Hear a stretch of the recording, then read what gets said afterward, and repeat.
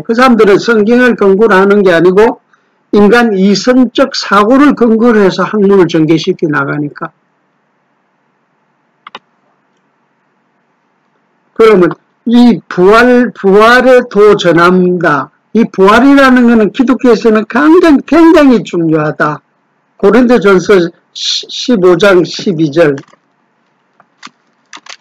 고린도전서 15장 12절. 신약 282페이지. 고린도전서 15장 12절.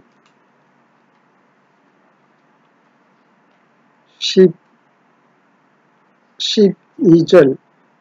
그리스도께서 죽은 자 가운데서 다시 살아나셨다 전파되었거늘 너희 중에서 어떤 이들은 어찌하여 죽은 자 가운데서 부활이 없다 하느냐. 그리고 고린도 교회에 있는 자들도 아까 말하는 그 사두개파들 같이 부활을 믿지 않는 사람들이 굉장히 많이 있었으니까 사도 바울이 이제 지적을 하는 거야. 왜 어떻게 부활이 없다고 너희들이 주장을 하느냐 하면서 13절에 보면 만일 죽은 자의 부활이 없으면 그리스도도 다시 살지 못하였으리라. 그리스도께서 만일 다시 살지 못하였다면 우리의 전파하는 것도 헛것이요 또 너희 믿음도 헛것이며. 그러니까 사도 바울이 전파하는 그 부활의 도를 증거를 하는데 예수가 다시 부활하고 우리도 죽으면 다시 산다고 하는 확신을 전파를 하는데 우리가 다 헛것이다 부활이 없다 그러면 그게 지금 오늘날 비춰보게 되면 오늘날 우리가 예수 믿는다 하면서 일반 교회에서 이 부활을 전가하는 교회는 별로 없어요. 부활은 하늘나라 가봐야 하는 거고 지금 이 땅에 있거만 생각하자. 거의 다 교회가 그렇게 나가고 있어. 그러니까 가장 어리석은 교를 전파하는 거다. 부활을 전가하지 아니하면 요 성경을 보게 되면 부활이 없다 그러면 19절에 한번 지금 15장 19절 고린도전서 만일 그리스도 안에서 우리의 바라는 것이 다만 금생뿐이면 이 현재만 우리가 바란다 그러면 금생, 지금 금자에서 금생뿐이면 모든 사람 가운데 우리가 더 불쌍한 자이라 그래요. 그러니까 부활이 없다 그러면 부활을 전가하지 아니하면 우리같이 불쌍한 자들이 없는 거예요. 그러니까 우리가 사도행전 지금 1장부터 오늘 우리가 공부하는 게 4장 공부하는데 우리가 3장까지 공부하고 지금 왔잖아요. 그래, 그 3장까지 공부한 내용 속에서, 야, 우리는 부활의 도를 전가한다. 우리가, 그 일에 우리가 정인이다. 사도들이 이야기했듯이. 그러니까 이 당시 2000년 초대교회 당시에는 이 사도들은 시간만 되고 사람만 모이면 부활의 도를 전가하는 거예요. 야, 우리는 예수 그리스도가 부활하심으로 말미암아 우리도 다시 부활한다. 그 부활의 확신을 증거를 해야만이 기독교 신학의 본질을 증거하는 거겠죠. 그러니까 기독교 신앙은 지금 사도 바울이 아까 고린도전서 15장 19절에 말씀한 것처럼 만약 금생 이 땅에 사는 것 뿐이라 그러면 기독교인 같이 어리석은 자들이 없다. 가장 불쌍한 자들이다. 그러니까 예수를 믿는 표 때는 부활을 믿는 거예요, 우리는. 그러니까 부활의 확신을 가져야만 우리가 생활 속에서 그 힘을 얻어서 생활의 어려움도 이겨나갈 수 있는 힘이, 인내가 생기는 거예요. 그러니까 부활의 도를 증거한다는 것은 너무나 중요한 소리고, 이 삼라마상 이 땅에 되어지는 일, 이 땅의 모든 일반 자연을 통해서 이 세상 모든 자연은 전부 하나님이 계신데, 하나님의 계시 속에는 일반 계시가 있고 특별 계시가 있다. 특별 계시는 한정된 자들에게만 하나님이 보여주시는 거야. 그게 이게 성경은 특별 계시고, 일반 계시, 믿는 자 믿지 아니하는 자 상관없이 모든 자에게 혜택을 주는 게 하나님의 일반 계시. 아침에 해가 뜨고 저녁에 서쪽으로 해가 지는 게 그것도 일반 계시. 그러니까 예수 안 믿는 자들은 햇빛의 혜택을 못 받게 하게 되면 어떻게 되겠어요? 전부 다 예수 다 믿겠지. 그러니까 하나님의 일반 계시는 신앙과 상관없이 주는 계시고, 기독교의 복이란 축복이라는 거는 믿는 자에게만 주는 특별한 애. 그러니까 우리가 예수를 믿고 있는 데 있어서 가장 중요한 부활을 한시라도 잊어버리면 우리가 가장 불쌍하고 어리석은 자가 되는 거예요. 그러니까 하늘나라가 분명히 있다는 사실을 예수를 그리스도라고 믿는 사람들은 부활을 확실히 믿습니다 하는 자들만 예수를 그리스도라고 믿는 거예요. 그러니까 이 사두개파들이 오늘날에도 존재하고 있고, 그러게 되면 결국에 있어서는 이 학문이라는 것은 처음에는 대학이 처음에 출발할 적에는 신학과에서부터 출발이 됐어요. 하나님에 대한 학문을 배우기 위해서 구라파에서 학교를 만들었단 말이에요. 그래서 신과를 만드는 거지. 그러다가 사회가 다양해지니까 다원 여러 가지 원리도 여러 가지 원리가 생기고 다양성 모양도 자꾸 달라지다 보니까 학문에다가 신학에다가 다른 학과를 자꾸 첨부를 시켜서 결국 오늘날에 와서는 종합대학이라는 거는 가장 중요한 거는 그건 신앙하고 아무 상관없다. 그러니까 인간 이성을 근거로 해서 이 논리 전개를 세우는 거는 우리가 인문학에서는 철학이라고 하고, 그러니까 이 철학을 통해서 신학은 도저히 만날 수가 없다. 그래서 조금 더 첨부해서 이야기를 하기면 다른 일반인들은 이 인간의 이성 속에다가 신앙을 열어요.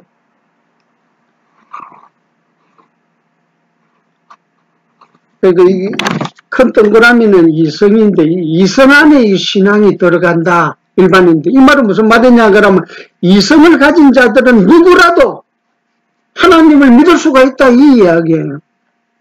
응? 그러니까 이 큰 종합대학에서 신학을 한 자들은 전부 이걸 믿는 거야. 우리는 절대 만날 수가 없다. 이성에서는. 왜? 하나님이 만날 수 없으니까 특별 계시를 우리한테 주셨기 때문에 우리는 신앙 안에 이성이 있다. 이렇게 믿는 거예요. 그러니까 출발부터가 잘못됐다. 그러니까 사두개파들이라는 거는 그만큼 무서운 사람들이죠.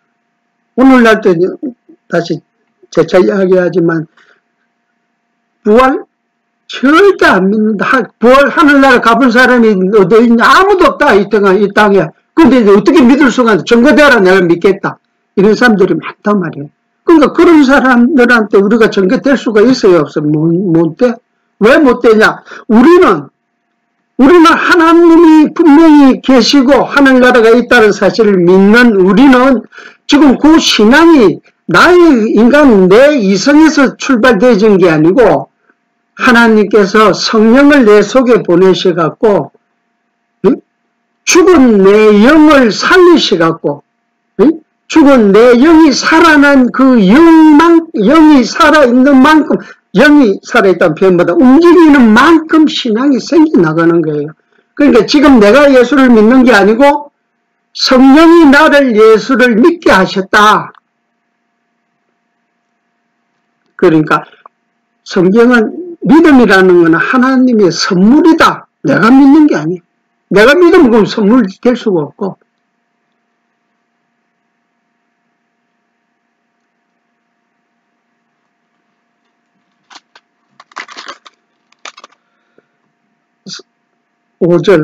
사도행전 4장 5절 이튿날에 관원과 장로와 서기관들이 이 서기관들이라는 사람은 이게 기록하는 자들, 말 그대로 서기관들이 예루살렘에 모였는데, 그러니까 장로들 이 당시에 장로들이 모임 속에서 무슨 메시지를 던지면 저 서기관들이 따라다니면서 기록하는 자들.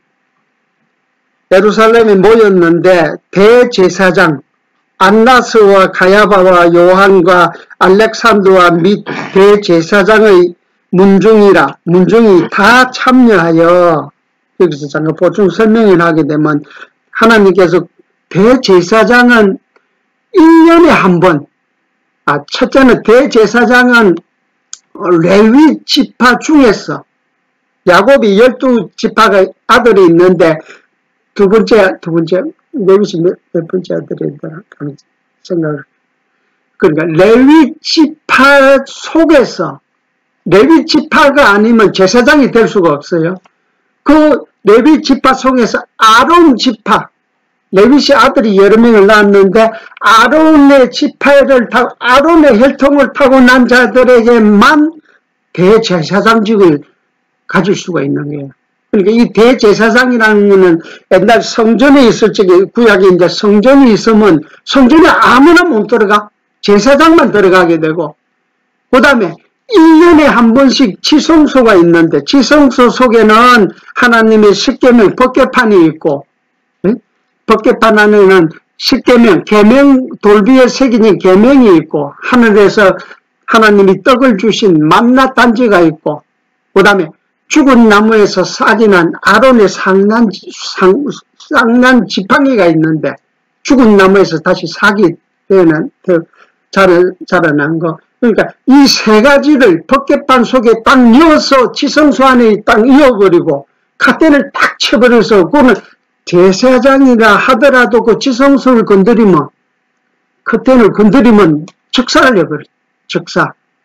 누구만 그러면 거기서 한 1년에 한 번씩 그 안에 지성소 안에 들어가냐? 대제사장만 들어가는 거예요. 1년에 한 번씩 대제사장만. 다음에 이제 구약 공부를 하게 되면 그 성전의 도표를 가지고 자세히 설명하게 되면 그게 전부 다 복음입니다. 일단 이렇게만 알고,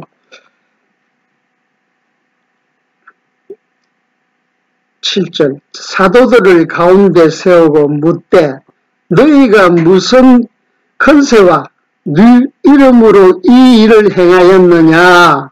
그러니까 간원들, 장로, 서기관들이 예루살렘에 다 모여갖고 사도들을 불러서, 야 너희가 무슨, 사도를 이제 베드로하고 요한을 중심으로 해서 불러서 너희가 무슨 컨세로 지금 안전병이를 이렇게 세웠냐, 지금 그걸 지금 질문하는 거예요.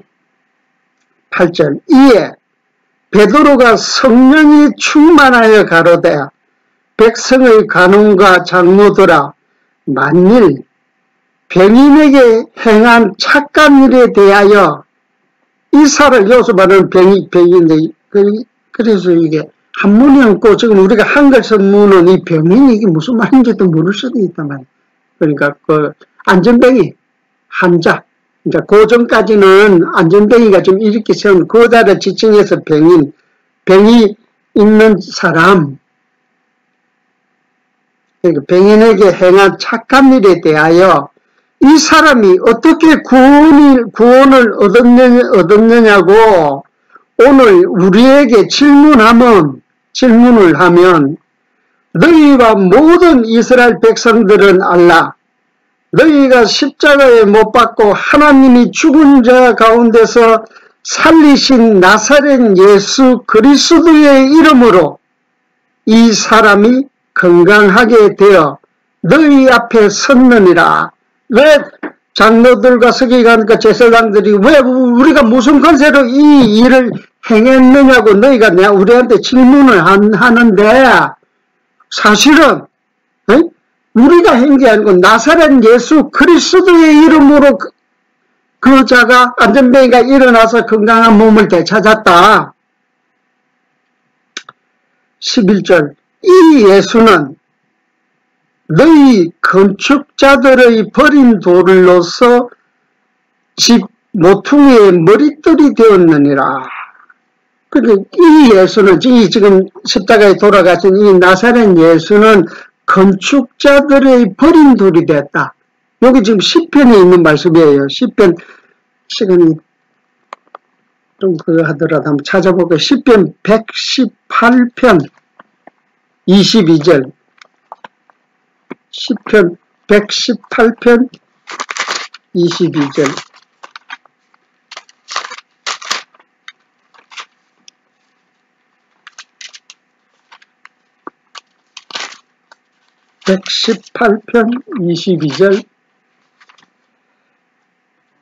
건축자의 버린 돌이 집 모퉁이의 머릿돌이 되었나니.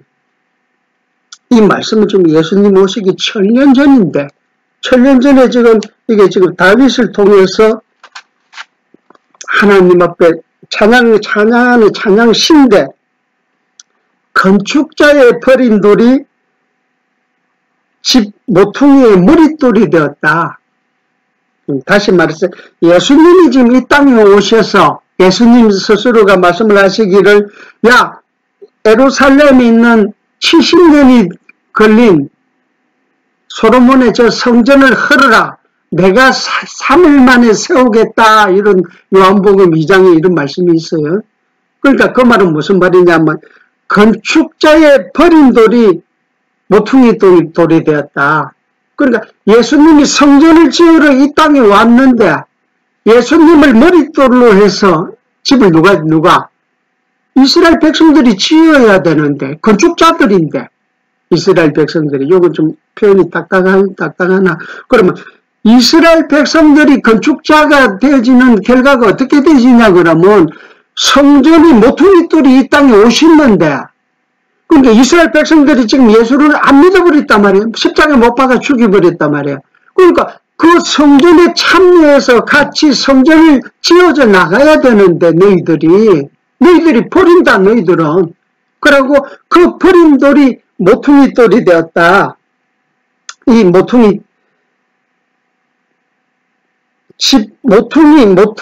머릿돌이 되었다. 가장 중요한 분이 예수님이 머릿돌이 되었다. 이스라엘 사람들은 예수를 버려버리고, 예수를 누가 믿어버렸어요? 이 3장에 보게 되면 안전뱅이를 2장에 각 나라 방언을 말하면서 모든 사람이 예수를 그리스도라고 믿고, 지금 4장 앞부분에서도 지금 4장 4절에서도 약 5,000명이 믿었다 그랬는데, 이 사람들이 다 다르게 표현하게 되면 모퉁이 돌에 머릿돌이 대신 예수 그리스도를 믿어버리니까 건축자가 되어버렸단 말이에요. 모퉁이 돌을 성전을 짓고 가는 거야. 다시 말해서 우리가 저 땅에 가게 되면 우리는 하늘나라의 성전은 모퉁이 돌은 누구? 머릿돌은 예수 그리스도가 성전의 머릿돌이 되어지시고, 우리는 믿는 자들은 전부 그 성전의 지체가 되어져 버리는 거예요. 그러니까 우리는 이미 2000년 전에 이스라엘 백성들이 예수를 버려버렸어. 모퉁이 돌을 버려버렸다. 건축자가 버려버렸다. 그 버린 걸 누가 주워다가, 우리 이방인들이 다 주워다가 지금 성전을 지어버린, 머릿돌로 세워서 성전을 지어버린 거예요. 그러니까 이 이야기를 지금 베드로는, 너희 건축자들이, 너희들이 예수 그리스도를 믿는 게 꼭 건축자, 성전을 짓는데, 너희들이 못 짓는 이유는 뭔지 아냐? 베드로 답은 뭐라 그래요? 시편을 인용을 하는 거야. 지금 1000년 전에, 야, 너희들이 버렸지만 사실은 1000년 전에 이미 버리기로 뭐가 돼 있다? 작정이 돼 있다. 그러니까 너희들 버린 거는 당연하다. 지금 그 소리를 하는 거예요. 다시 말해서, 그러면 이 시편이라는 거는 전부 다 포인트가, 시편 제1편은 시편 제1편, 복 있는 자는 악인의 꾀를 쫓지 아니하며, 시편 제1편 1절에 딱 있는 말씀이거든요. 그러니까 그 복 있는 자가 누구겠어요? 그 그리스도, 예수 그리스도다 말. 우리 복은 너희들 복 있으면 악인의 꾀 안 쫓아간다. 우리 복 있는 자가 됩시다. 이런 주관적으로 우리가 받아들이는 게 아니고, 시편은 전부 그리스도에 대한 상징적으로 미리 예언적 표현이다 말이에요. 찬양 표현. 그러니까 예수님만이 복 있는 자이기 때문에 2000년 전에 오셔서 죽은 3일 만에 죽고 다시 살아나신 분이고, 그 살아나신 분이 그 집을 지었는데, 성전에 집을 지었는데, 성전의 완성은 이 땅에 예수님이 예수님 이제 재림을 못하는 이유는 아직 성전 완성이 안 돼서. 그러니까 내일 예수 믿을 자, 10년 후에 믿을 자들이 있단 말이에요. 그러니까 영원전에 창세전에 작정된 모든 자들이 전부 이 땅에 나와서 예수를 다 믿는다는 소리는 건축자 표현으로 해서는 이제 성전이 완성이 됐다는 소리예요. 그때 예수님 오신다는 소리예요. 그러니까 그리스도의 삼책임 중에서 성전직에 있어서는 2000년 전에 예수님은 성전을 완성을 시키고 부활로서 완성을 시켰지만 믿는 자들은 아직도 진행 중이다. 성전에 참여할 자들은 진행 중이다. 내일 예수 믿을 자는 그 사람은 내일 예수를 믿음으로 말미암아 성전에 참여를 하게 되고, 그러니까 성전이 완전히 지어지는 날 예수님 재림하시는 날이다. 그러면 지금 왜 예수님 재림 안 합니까? 하면 아직 성전 덜 지었어. 성전이 덜 지었기 때문에 예수님이 오고 싶어도 못 오시는 거야. 그러니까 예수님이 재림하는 날은 성전이 온전히 다 이루어진 날 예수님 오신다. 그러니까 성전 건축자 버린들, 또 사도행전 2장에 보니까 터라는 표현도 썼잖아요. 터 위에 불의의 사고로 예수님의 터를 사지 못한 누구예요? 그때 우리 2장 공부하지. 그것도 5장에 보게 되면 그것도 굉장히 중요한데 그때 대해서 공부하기로 하고. 11절 이 예수는 너희 건축자들의 버린 돌로서 진 모퉁이의 머릿돌이 되었느니라. 그렇게 말씀하시면서 12절에 다른 이로서는 구원을 얻을 수 없나니 천하 인간의 구원을 얻을 만한 다른 이름을 우리에게 주신 일이 없음이라 하였더라. 그러니까 베드로 설교 내용은 야 너희들이 지금 이 서기관 관원 장로들 너희들이 나사렛 예수를 십자가에 못 박혀 죽이지 않냐? 근데 사실은 너희가 죽이기 1000년 전에 다윗의 입을 통해서 이미 너희들은 건축을 지을 수가 없다. 가장 모퉁이 돌을 버려버린다고 예언을 한 대로 지금 너희 이대로 됐다. 이렇게 좀 표현을 하는 거예요. 그러니까 이제 이 간원들이 13절에 보게 되면 저희가 베드로와 요한이 기탄 없이 말함을 보고 그 본래 학문 없는 범인으로 평범한 사람으로 알았다가 이상히 여기며 또 그 전에 예수와 함께 있은 줄을 알고 또 병난 사람이 그들에게 함께 섰는 것을 보고 힐난한 말이 없는지라 명하여 공회에서 나가라 하고, 그러니까 어떻게 터집을 잡아서 이 사도들을 추궁을 해야 되는데 힐난을 해야 되는데 근거가 없는 게 무슨 할 이야기가 없어. 너무나 논리적으로 맞게 이야기를 하니까. 그러니까 어떻게 야 너희 나가라 하고 서로 의논하여 가로되 이 사람들을 어떻게 할꼬. 그러니까 간원들 서기관 장로들이 야 저 제자들을 어떻게 했으면 좋겠냐고 저끼리 이제 모의를 하는데 저희로 인하여 유명한 표적 나타난 것이 예루살렘에 사는 모든 사람에게 알려졌으니, 그러니까 주 제자들로 베드로, 요한, 사도들로 인하여 지금 표적이 나타났는데, 조금 전에 이제 우리 공부하면서 믿음은 하나님의 선물이라 그랬잖아요. 그러니까 안전뱅이야 일어나라 나사렛 예수 그리스도 이름으로 명하노니 일어나라 하니까 일어났단 말이에요. 그러니까 안전뱅이는 너희가 전하는 자들이 누구다? 구약에 예언된 그리스도가 맞다 하고 뭐가 생겨버렸어요? 안전뱅이 믿음이 생겼단 말이야. 그러니까 믿음은 하나님의 선물이지 우리 자체에서 믿음을 동의를 시킬 수가 없는 거예요. 그러니까 다르게 설명을 하게 되면 하나님이 믿음이라는 선물을 주지 아니했기 때문에 지금 예수 안 믿는 사람들은 반대로 예수 믿는 우리들은 선물을 우리에게 줬기 때문에 우리는 예수를 그리스도라고 믿고, 여기서 표현하는 것은 표적이 나타났다. 안전뱅이야 일어나라 하는데 안 일어나서 그럼 안전뱅이가 야 너희가 전하는 그리스도 아니야 난 안 믿어 할 거 아니에요. 그러니까 믿고 안 믿기는 표적을 나타냈기 때문에 누가 하나님께서 그러니까 그 안전뱅이한테 믿음 준 거예요. 거기에 하찮은 안전뱅이를 통해서 일어난 표적 하나를 보고 안전뱅이는 믿었지만 오늘날 우리는 표적이 몇 가지인지 말할 수 없는 표적이 더 중요한 것은 지금부터 약 2400년 전에 구약 성경이 완성이 됐어요. 2400년 전에. 그 완성된 결과를 지금 그리고 2000년 후에 살고 있는 우리가 구약 내용을 보니까 전부 다 어떻다? 2000년 전에 예수님이 오셔서 다 이루시더라. 구약 내용을 보면 역사 우리가 지금 저기 오웬이라 그러죠. 1984년 프랑스 그 오웬에 무슨 예언가이 있었잖아. 이름 내가 잘못 안 했나. 그러니까 그런 하찮은 예언, 야 어떤 자들이 10년 후에 여기 우리가 여기 좀 아파트 앞에 현관 앞에서 어떤 사람이 10년 후에 빨간 옷 입은 여자가 나타나는데 마침 당신이 그 앞으로 지나가는데 그 여자가 당신한테 절을 할 것이다 하고 10년 후에 예언을 그 단 한 가지 예언을 어떤 사람이 했는데 10년이 지나서 만약에 딱 그대로 사실로 드러났다 그러면 그 사람은 어떻게 하겠어? 하늘같이 숭배 안 하겠어요?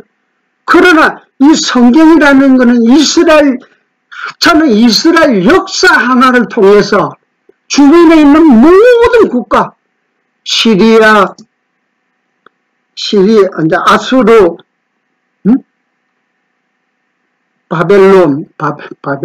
아수르, 바벨론, 메데, 파사, 그리스, 로마까지 이 구약이 다 예언이 되어 있는데 어떻게 하나님이 생존 안 하시면 역사의 주관자가 아니시다 그러면 어떻게 거기다 이 말대로 이루어질 수가 있냐 말이야. 그런데 구약 성경을 알면 기가 차는 게 뭐 이래 딱 버려질 수밖에 없네. 안 믿을 수가 없는 거야. 이 역사의 주관자가 누구라는 걸 다 예언을 통해서 드러나는데 예언을 안 했으면 모르지. 안 믿을 수가 있죠. 지절로 되는지 그게 어떻게 되는지 선미자 주관자가 누군지 알 수가 없으니까 하나님이 미리 알려주기 때문에 선지자를 통해서 우리한테 믿음이 생긴단 말이야. 그러니까 안전뱅이 하나 일어난 그 사건을 표적을 통해서 안전뱅이가 믿었지만 오늘날 특별 계시가 완성된 우리는 안전뱅이보다 10,000배, 1,000,000배 더 많은 모든 역사의 사건을 통해서 하나님은 분명히 생존하고 계시고 지금도 주관하시고 역사의 주관자라는 사실을 우리가 믿지 않을 수가 없는 거예요. 이게 믿어지면 마지막 남은 딱 한 가지 약속. 예수님 그리스도가 다시 이 땅에 오신다. 재림하신다. 당연히 믿어지지. 그러니까 성경을 모르게 되면 무슨 예수님 재림한다. 야 그런 거짓말이야. 예수가 어떻게 또 오냐. 어떤 사람을 떠나도 예수가 며칠을 온다. 그런 헛소리도 안 할 거며 자동스럽게 이 믿음처럼 수은 게 없다 우리한테는. 눈 닫고도 믿을 수가 있는 거예요 우리가. 그러니까 믿음의 동의는 하나님이 100% 다 주관하신다. 지금 우리가 일반적으로는 믿음의 동의에 있어서 하나님 능력 50%, 하나님이 아무리 성령을 통해서 믿게 해도 내가 안 믿으면 그만이다.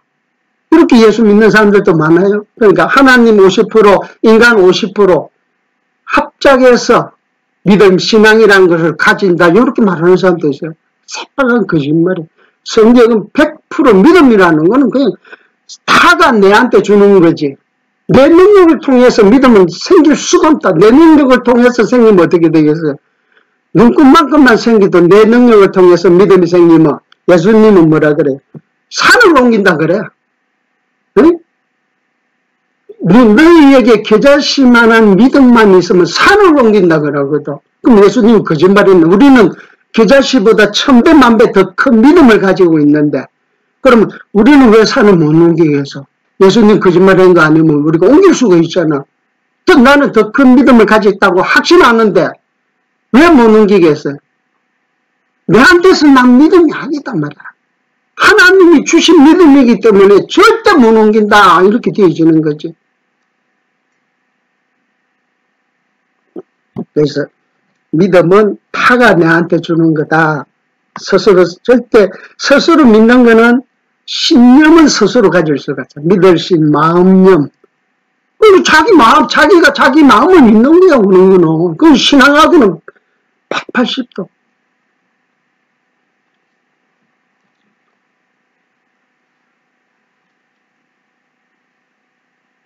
(10) 17절.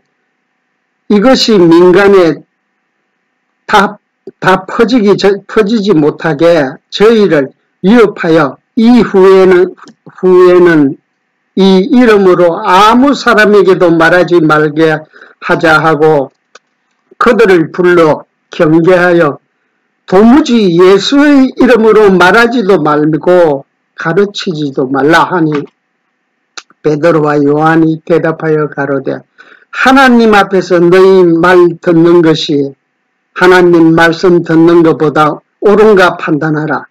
우리는 보고 들은 것을 말하지 아니할 수 없다 하니 간원들이 백성을 인하여 저희를 어떻게 벌할 도리를 찾지 못하고 다시 위협하여 놓아주었으니 이는 모든 사람이 그 된 일을 보고 하나님께 영광을 돌림이더라. 그러니까 어떻게 죄를 범했다고 이 제자들을 갖다가 잡아열려 하는데 그 근거가 잡아열 핑계가 없으니까 대신 이걸 다물고 절대 밖에 나가서 앞으로는 예수 이름 말하지 마라 하고 놓아줬어요. 그러니까 놓아줘서 하고 보니까 21절 후반부 모든 사람들이 그 된 일을 보고 하나님께 영광을 돌림이더라 이렇게 설명을 했단 말이에요. 여기서 중요한 건 영광을 돌린다. 이게 굉장히 중요한 표현이에요. 우리는 하나님께 일반적으로 예수를 믿는 사람들이 하나님께 영광 돌립시다. 찬양으로 영광 돌립시다. 그런 거는 영광이 아니에요. 이 사람들이 하나님께 영광을 돌린다는 소리는 뭘 알았기 때문에 지금 짧게는 지금 베드로 강론을 통해서도 천년 전에 건축자들의 버린 돌이 가장 귀한 모퉁이의 머릿돌이 되었더라 이렇게 설명을 했으니까 이 사람들이 그 소리를 듣고 뭐하는 시편에 우리 위대한 다윗이 건축자 버린 돌이 모퉁이의 머릿돌이 되었다고 이렇게 설명했는데 진짜 저자들은 예수를 버려버렸네. 그러니까 그 버린 예수를 우리가 귀하게 믿게 되었다. 그러니까 뭐가 생기게 해서 하나님은 뭐 어떤 분이다. 진짜 능력이 있는 분이구나. 한 분 천년 전에 예언한 게 이루어졌으니까 그 결과를 알면 입에서 뭐가 나오겠어? 영광이 나오는 거야. 다시 말해서 구약 성경을 모르면 절대 영광을 돌릴 수가 없는 거야. 이 영광이라는 것은 하나님의 경륜, 미리 정하신 일이 딱 그때 와서 시간이 흘려 딱 그때 와서 그 일이 이루어져야만이 영광이 생긴단 말이에요. 우리가 스스로 주여 우리는 하나님께 영광 돌립니다 이런 건 영광이 아니고 미리 정하신 언약대로 이루어진 사실을 목도 발견할 적에는 하나님 정말 영광 돌립니다. 당신은 정말 대단하신 분입니다. 그 당신이 더군다나 그 하나님이 택한 자들을 이방인을 택해서 모퉁이의 머릿돌이 되게 하신 그 예수를 따라서 우리도 성전의 지체로서 성전 건축 참여의 일원이 되었다는 사실을 우리가 깨달을 수 있기에는 내가 똑똑하고 내 능력 아무 상관없이 구약에 예언한 대로 우리 이방인들이 믿게 되었다는 사실을 우리가 깨달을 적에는 성경 말씀을 통해서 깨달을 적에는 그때서 영광을 돌린다 이런 소리가 나온다면 영광을 돌린다는 소리는 그 하나님이 어저께까지는 영광이 없었나? 아니죠. 하나님은 원래 영광 자체에 계시는 분인데 돌린다는 소리는 어리석은 나는 지금 알았다 하니까 그 영광 돌리는 거예요. 그러니까 영광을 돌린다, 이런 이 복음적인 설명이고, 영광을 돌린다는 그 의미를 바로 알아야만이 바른 하나님께 영광을 돌릴 수가 있다. 22절, 이 표적으로 병난 사람은 40여세나 되었더라. 이것도 지금 40여세가 이게 한문적인 표현인데, 지금 표적을 통해서 병이 나은 사람이 최하 40명이 넘더라, 이런 표현이에요. 이 여자가 남을 여자거든. 그러니까 이런 것도 한문을 안 보고 그냥 우리 한글 성경만 보면 이 개역성경은 이게 개역성경의 모순이에요. 이게 지금 한문을 그대로 번역을 했기 때문에 40여세가 이게 무슨 말인지, 40여세가 40살이 넘은 사람을 이야기하는 건지 잘 모르잖아요. 그러니까 한문으로 쓰면 여자, 남을 여자. 그러니까 40여 명 이상 병나섭을 얻었더라. 그러니까 요 세는 우리가 나이 설치기도 세자를 쓰거든. 그러니까 일정한 수를 사전적 의미는 일정한 수를 나타내는 표현을 할 적에 그 마지막에 이제 세자를 붙인다. 요 한문 세자를 붙인다.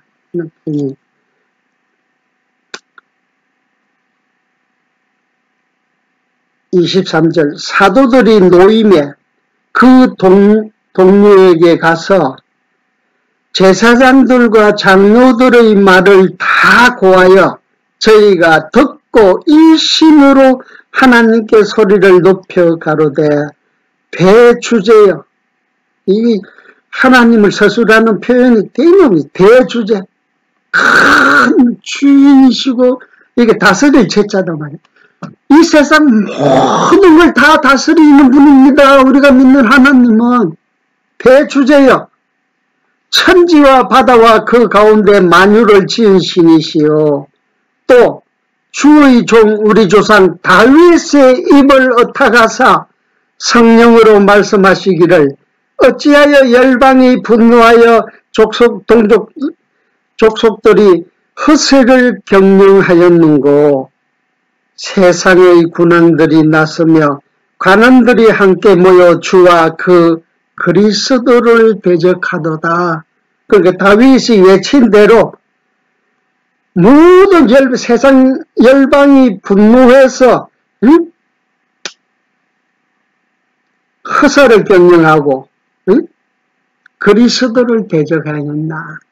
천지의 대주제시여 그대로 지금 이렇게 다 되었나이다 하고 지금 베드로의 성경 강론을 통해서 깨달은 자들이, 그러니까 다시 설명을 하게 되면 구약을 모르면 신약을 알 수가 없어. 그러니까 신약의 한 구절도 진도가 안 나가, 구약을 모르면. 그런데 오늘날 우리가 문제점이 뭐냐면 신약을 지금 파트별로 성경을 구별을 시켜갖고 어떤 자들은 구약 신약자, 구약에서도 창세기 전공자, 그 다음에 선지서 전공자, 시서 전공자, 신약의 복음서 전공자, 이렇게 막 파트별로 분할을 시켜버렸어. 그러니까 그래갖고는 그게 이제 잘못됐다. 그 성경 66권을 알아야만이 성경을 바로 볼 수가 있고, 바로 보고 깨닫고 나면 성경은 생각보다 어려운 말씀이 아니고 언약과 성취로 되어 있으니까. 그 모든 포인트는 그리스도 이름 속에, 직임 속에 다 들어있다. 선지직, 제사직, 황직, 제사의 3요소, 제사장, 성전, 제물. 그러니까 이걸 마스터를 하게 되면 이제 성경이 한눈에 쫙 들어오는 거죠. 오늘 여기까지.